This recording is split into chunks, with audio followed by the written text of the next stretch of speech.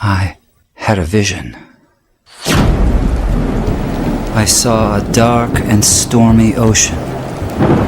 In that ocean, I thought I saw multitudes of poor human beings plunging and floating and shouting and shrieking, cursing and struggling and drowning. And out of this dark, angry ocean, I saw a mighty rock that rose up with its summit towering high above the stormy seas. And all round the base of the rock, I saw a vast platform. And on this platform I saw with delight a number of the poor wretches continually climbing out of the angry ocean. And I saw that some of those who were already safe on the platform were fervently helping the poor creatures still in the angry waters to reach safety. But something puzzled me. Although they had all been rescued at one time or another from the ocean, nearly everyone seemed to have forgotten all about it. Anyway, the memory of its darkness and danger no longer troubled them.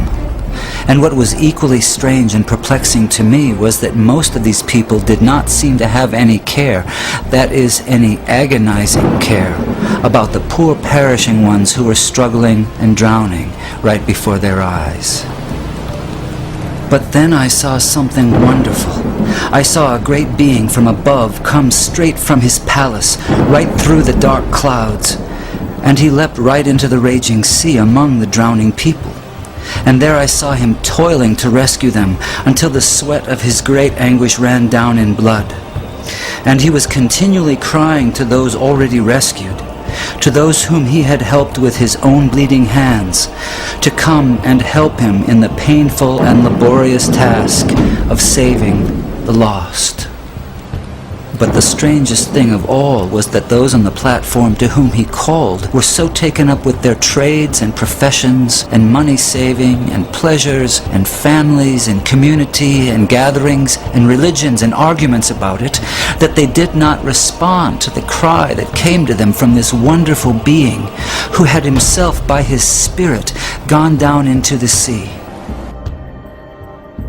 And so the multitude went on struggling and shrieking and drowning in the darkness. And then I saw something that seemed stranger than anything that had happened before in this very strange vision. Those whom this wonderful being cried out to come and help him in his difficult task were always praying and crying to him to come to them. Some wanted him to come and stay with them and spend his time and strength in making them happier. Others wanted him to come and take away various doubts and misgivings they had concerning the truth of some letters which he had written them. Others wanted him to come and make them feel more secure on the rock, so secure that they would be totally sure they would never slip off again. They used to meet and get as close to the rock as they could, and looking towards the mainland where they thought the great being was, they would cry out, "Come to us, come and help us."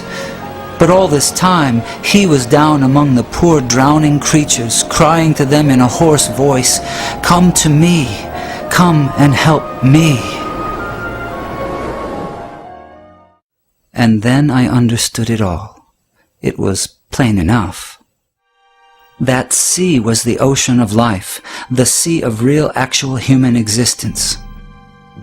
Those multitudes of people struggling in the stormy sea were the billions of sinners from every race, language, and nation. That great sheltering rock was Calvary, the place of the cross, and the people on it were those who had been rescued from sin and hell and who professed to be followers of Jesus Christ.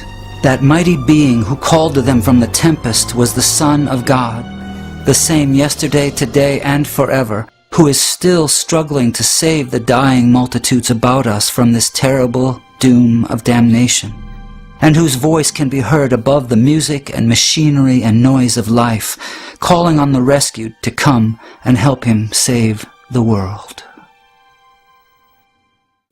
My friends in Christ, you are rescued from the waters.